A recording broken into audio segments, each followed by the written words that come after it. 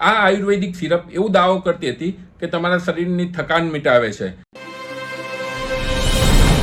હમણાં તમે ન્યૂઝ સાંભળેલા હશે, આયુર્વેદિક સિરપ પીવાથી 5 જણાના મૃત્યુ થયા. જસ્ટ 2-3 દિવસ પહેલાના જ ન્યૂઝ છે અને એના લીધે અચાનક જ ન્યૂઝ ચેનલ ઉપર હવે આના વિશે ડિબેટ થવા માંડેલી છે. આ આજકાલનું નથી, વર્ષોથી ચાલે છે, પણ જ્યારે આ લોકોના મૃત્યુ થયા છે ત્યારે એનો થોડો ચર્ચા થવાની ચાલુ થઈ છે.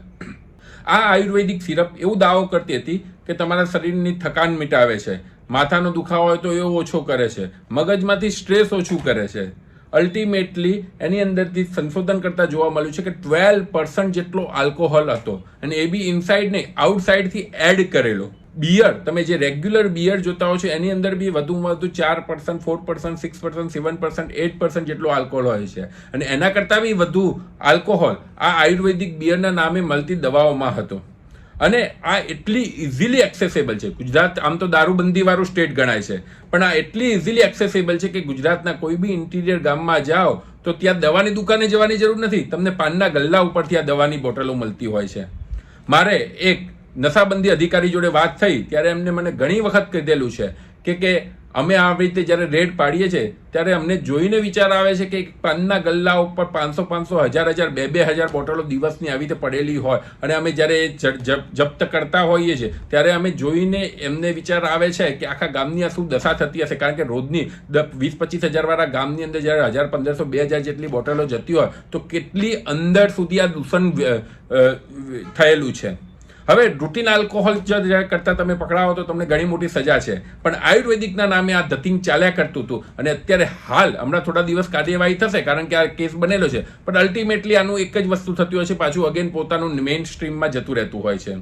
અને આ એક જ એવો કેસ નથી કે જે આયુર્વેદના નામે આ થતું હોય. થોડા વર્ષો પહેલા તમને ખ્યાલ હશે કે ચિકનગુનિયામાં એક પાવડરની પડીકીઓ આવતી હતી. ઇવન ઘણા બધા મારા રિલેટિવ્સે આ પડીકી લીધેલી હતી ત્યારે કીધેલું કે તમારી એલોપેથીની દવાઓ કોઈ કામ નથી કરતી, પણ આ પડીકી 2 દિવસ લીધી ને 3જા દિવસે મને સારું થવા માંડ્યું. અને થોડા દિવસ પછી એમાં આવ્યું હતું, ન્યૂઝપેપરની અંદર જ આવેલું હતું કે એ પડીકીઓની અંદર ખરેખર સ્ટીરોઇડ નાખેલો હતો.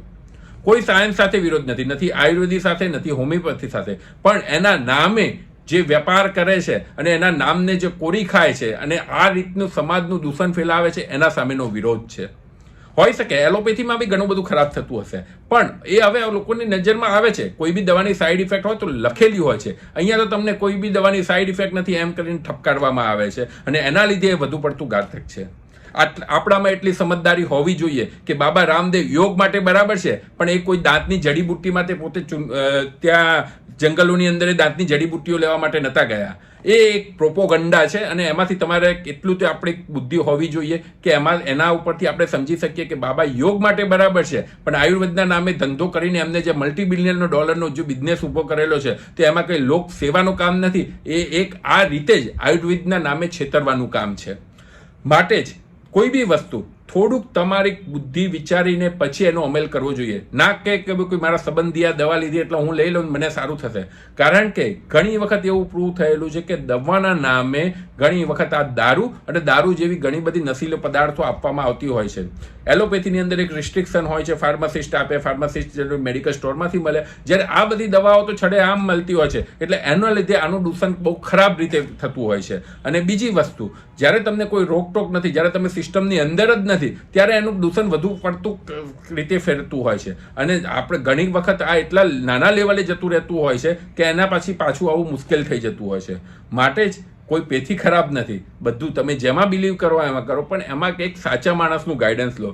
ના કે કોઈ આજુબાજુમાં બસ મને ખબર પડી છે કે આ સિરપથી કે આ દવાથી મને સારું થઈ જાય છે તો ચલો ને આ લઈ લઈએ, એમાં ક્યાં ડૉક્ટરને પૂછવાની જરૂર છે. તમે આયુર્વેદમાં માનતા હો તો સારા વૈદ્યનો કોન્ટેક્ટ કરો, સારા વૈદ્યનો સંપર્ક કરો, એની અંદર પૂછો ખરેખર આ ફાયદાકારક છે કે નહીં, કે દવાના નામે તમને બીજું કંઈ જ મળે છે. એ કર્યા પછી તમે મેડિસિનનો જ્યુડિશિયલ યુઝ કરો તો તમારા માટે લોંગ ટર્મ માટે સારું રહેશે.